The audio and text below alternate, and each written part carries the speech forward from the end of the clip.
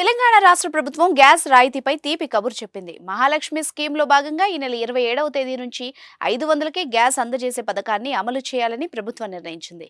Ration card ఉన్నది సుమారు 90 లక్షల మందికి.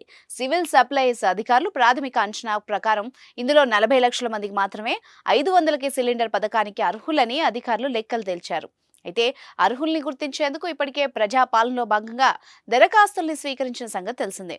ఇందులో రాష్ట్ర వ్యాప్తంగా 40 లక్షల మంది లబ్ధిదారులను అధికారులు గుర్తించారు. మీ బిజినెస్ విస్తరించాలనుకుంటున్నారా? మార్చి 16-17 హైటెక్స్ లో ఫ్రాంచైజ్ ఇండియా బిగ్గెస్ట్ ఫ్రో ఎక్స్పో. గుర్తించిన లబ్ధిదారులకు మహాలక్ష్మి స్కీమ్ ద్వారా సబ్సిడీ సిలిండర్లను అందించనున్నారు. కాంగ్రెస్ పార్టీ ఎన్నికల హామీల్లో ఒకటైన 500కే గ్యాస్ సిలిండర్ లబ్ధిదారుల లెక్క తేలడంతో అధికారులు దీనిపై ప్రత్యేక దృష్టి పెట్టారు.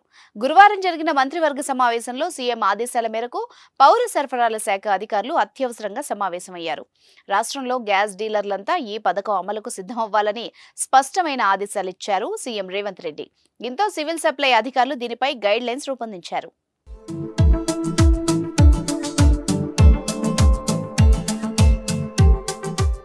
ప్రస్తుతం తెలంగాణలో 1.20 కోట్ల మందికి గ్యాస్ కనెక్షన్లున్నాయి. ప్రజాపాలన దరఖాస్తులు పరిశీలించి వాటిని ఆధార్, రేషన్ కార్డులతో లింక్ చేశారు. డాక్యుమెంట్లు సరిగ్గా లేని వాళ్లకి దరఖాస్తుల్ని పక్కన పెట్టేశారు. లబ్ధిదారులు 3 ఏళ్లలో ఎన్ని సిలిండర్లు వాడుతున్నారో గుర్తించారు. ఆ డేటా ఆధారంగా సబ్సిడీ అందించనున్నారు. అయితే గ్యాస్ సబ్సిడీ స్కీమ్ పై అధికారులు కొన్ని మార్గదర్శకాలు రూపొందించారు. అవేంటంటే కేంద్ర, రాష్ట్ర ప్రభుత్వం జారీ చేసిన రేషన్ కార్డు ఉన్న వాళ్లు ఈ పథకానికి అర్హులుగా తేల్చారు. ప్రజాపాలన దరఖాస్తుల్లో తప్పనిసరిగా గ్యాస్ సబ్సిడీ కోసం దరఖాస్తు చేసుకుని ఉండాలన్న నిబంధన విధించారు.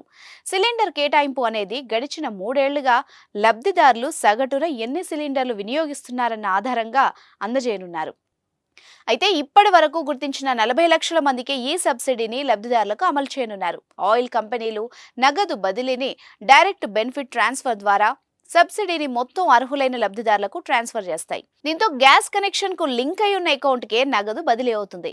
రాష్ట్ర ప్రభుత్వం ఎల్పీజీలకు నెలవారీ ప్రాతిపదికన ముందస్తుగా అడ్వాన్స్ రూపంలో చెల్లిస్తుంది.